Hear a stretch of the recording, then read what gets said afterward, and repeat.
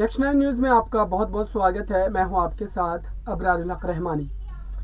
महाराष्ट्र में तमाम सियासी भूचाल इस वक्त बना हुआ है, लेकिन इस बीच जो बड़ी उलटफेर होने की खबर आ रही है वो महाराष्ट्र की सियासत से ये है कि दरअसल सीएम एकनाथ शिंदे और शरद पवार के बीच लगातार जो करीबियां बढ़ती जा रही। दरअसल शरद पवार को इस बात का आभास हो चुका है कि फिर से एक बार शिवसेना की सत्ता में वापसी नहीं हो सकती है और शिवसेना फिर से एक बार महाराष्ट्र की सियासत में उसी स्तर पर आकर के नहीं खड़ी हो पाएगी। यही वजह है कि आप देखिए कि लगातार शरद पवार और एकनाथ शिंदे आपस में एक तरीके से तालमेल बिठाते हुए नजर आ रहे हैं और सूत्र ये भी बता रहे हैं कि आने वाले समय में शरद पवार और सीएम एकनाथ शिंदे कोई बड़ा ऐलान कर सकते हैं, जिससे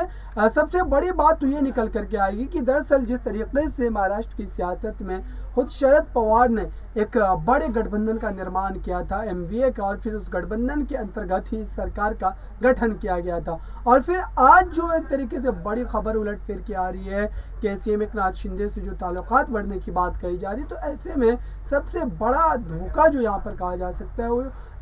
उद्धव ठाकरे के लिए हो सकता है, क्योंकि उद्धव ठाकरे ने एक तरीके से आंख बंद करके जो है शरद पवार पर भरोसा किया था, लेकिन शरद पवार आज ऐसा लग रहा है कि उनके साथ विश्वासघात कर रहे हैं। दरअसल आप इस पूरे मामले को समझिए, जब संजय राउत की गिरफ्तारी होती है उसके बाद शरद पवार का कोई बयान नहीं आता, उससे भी काफ़ी आहत हुए थे उद्धव ठाकरे, लेकिन उन्होंने कोई बयान नहीं दिया था। और यहाँ पर अब सीएम एकनाथ शिंदे के साथ जो ताल्लुकात बढ़ने की खबर आ रही है वो अब और भी चौंकाने वाली, क्योंकि बीएमसी चुनाव सर पर है और ऐसे में अगर कोई ऐसा बड़ा कदम उठाया जाता है शरद पवार सीएम शिंदे के द्वारा, तो फिर बीजेपी और उद्धव ठाकरे दोनों को एक बड़ा झटका लगेगा। साथ ही एक बड़ी बातचीत की भी खबर आ रही है सूत्रों के हवाले से, और कहा जा रहा है कि दोनों नेता मिलकर के कोई एक नया सियासी समीकरण बनाने का जो है सोच रहे हैं, और इसका